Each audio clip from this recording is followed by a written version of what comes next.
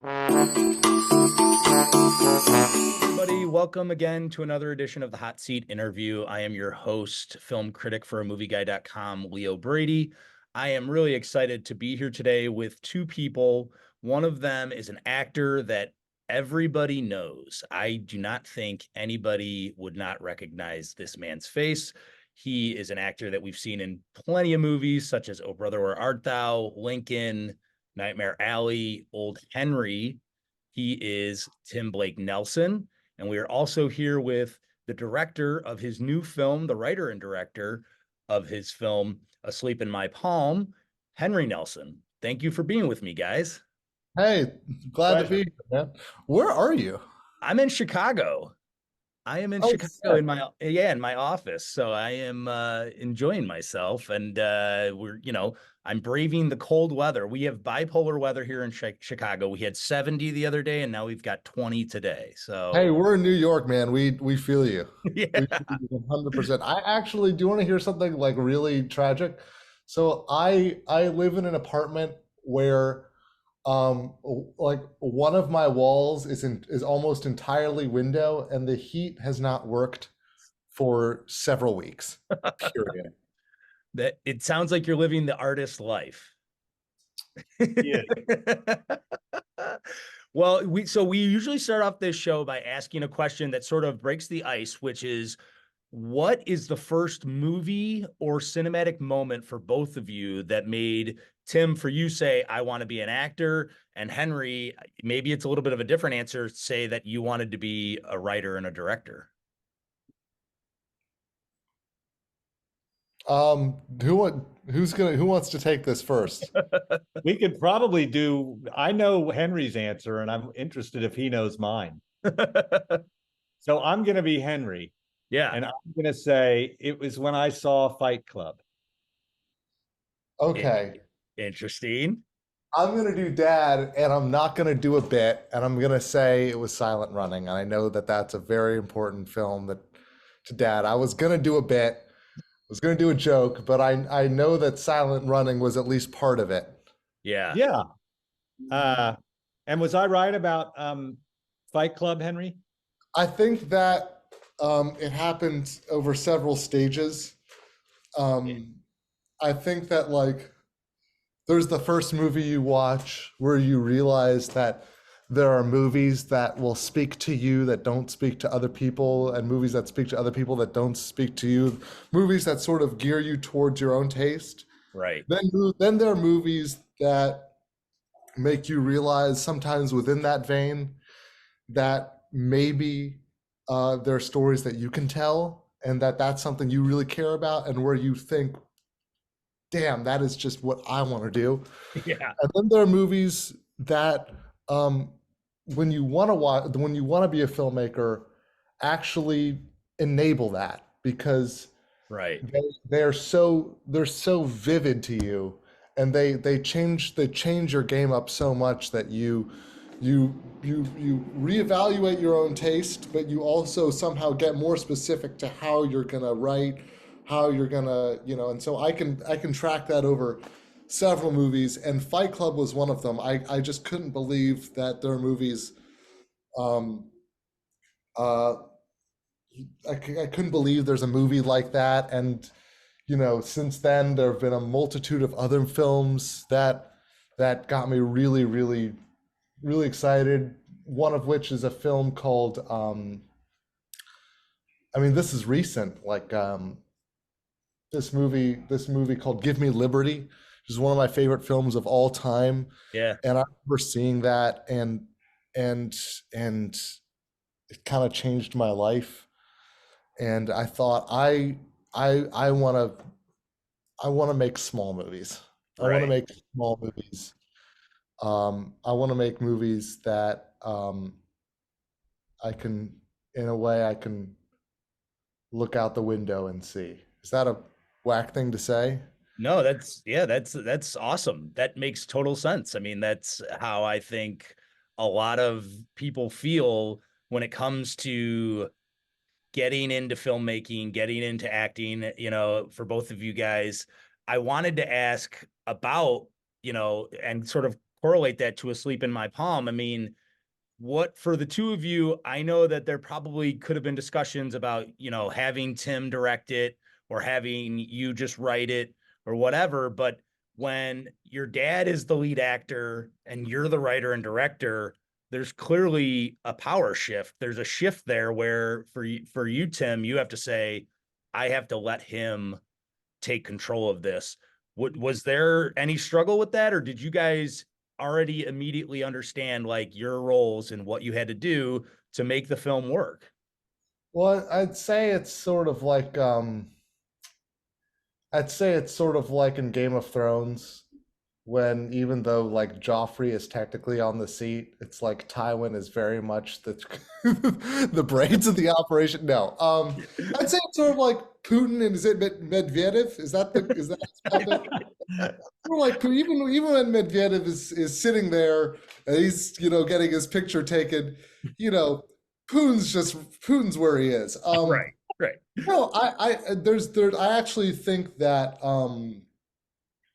there's not that kind of power. First of all, Dad was a producer on Yeah, the film, yeah, and this film is very much both of us. And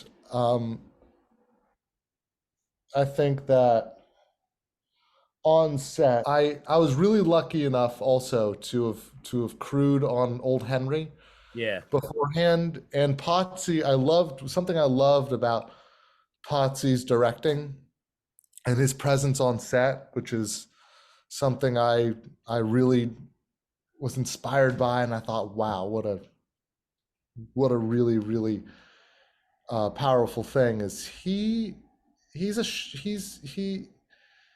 he doesn't make an effort to tell you who's in charge. He right. doesn't. He listens to everybody. A PA could walk up to Potsy and say, "Hey, man, what if this happened?" And Potsy would listen. Yeah, Potsy wouldn't dismiss you. Potsy would listen, and maybe he'll say no, or maybe he'll say, "Wow, huh, that's a good idea, man."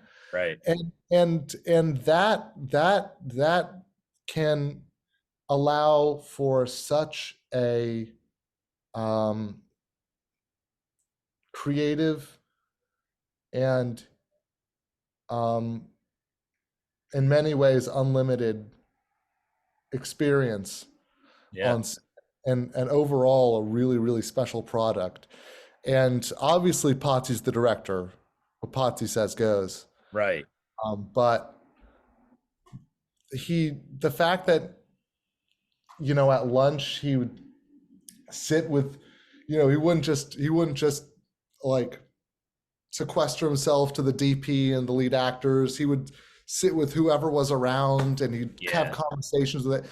It really made it really, I like, I felt so much like I was rooting for old Henry so much, and I felt so a part of the ship.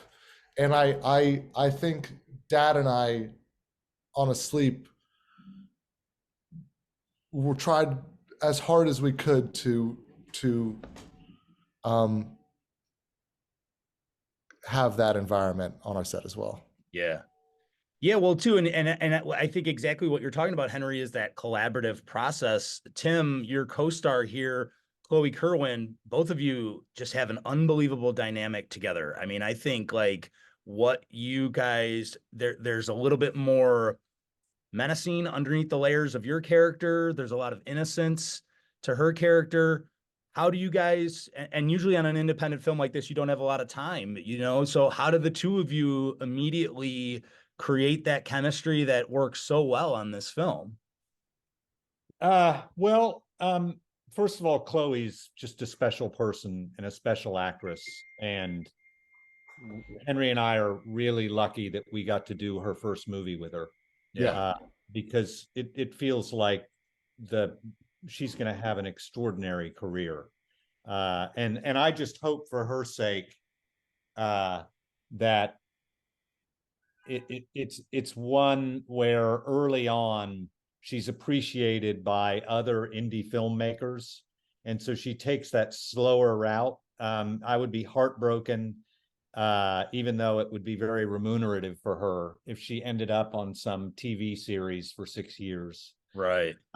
And that ended up being her route, because I think that she's a sort of a Jodie Foster in the making. And that's the kind of career I think she deserves. But when Henry and I cast her, thanks to A.V. Kaufman and Liba Zakharov, our casting directors, who introduced her to us.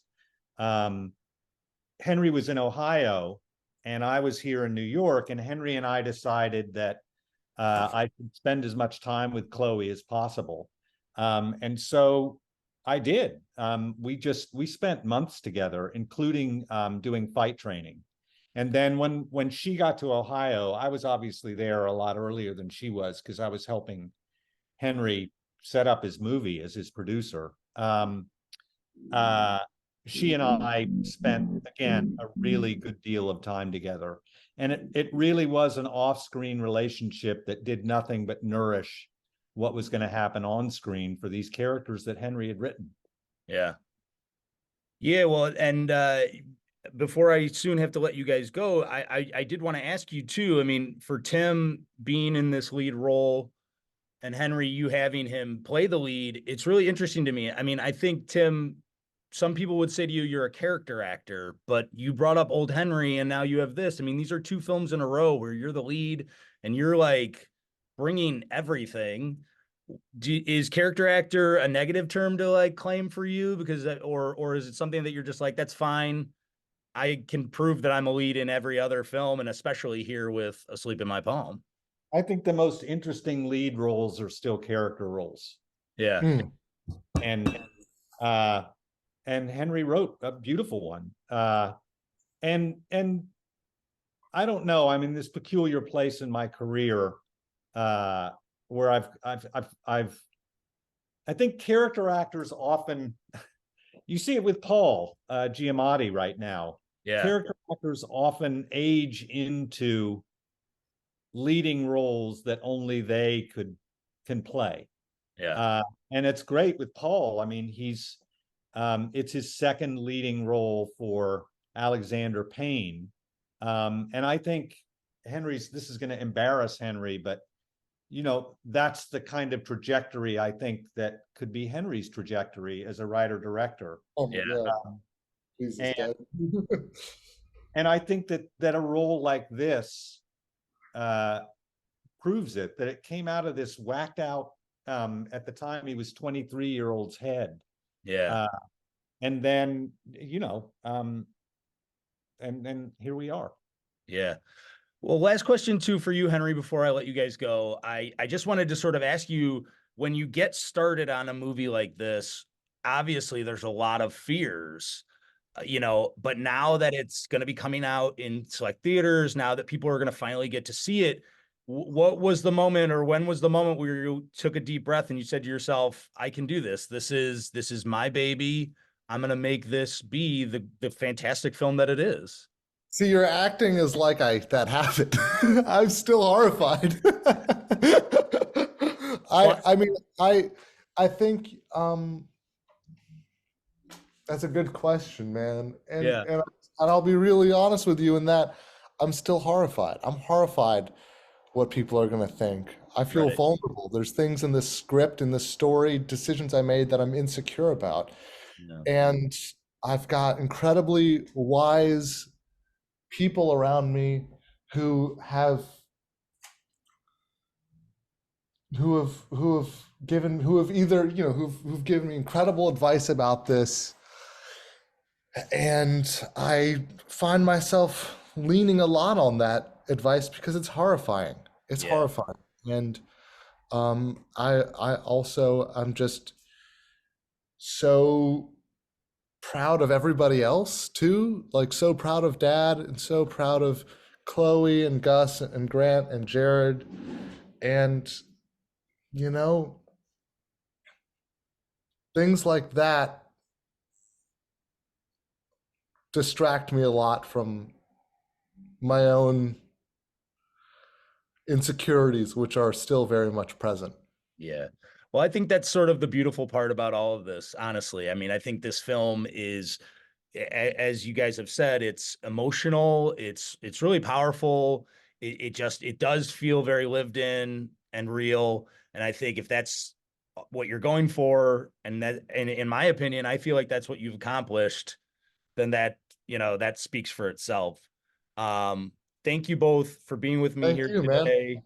Asleep in My Palm will be in select theaters March 1st, also available on demand on March 19th. I really hope so many people will go out and see this, watch this. Tim's performance is excellent. Chloe's performance is excellent. And thank you both for being with me here today. It's our Thank you, pleasure. man. Thank you. Awesome. Thank you guys.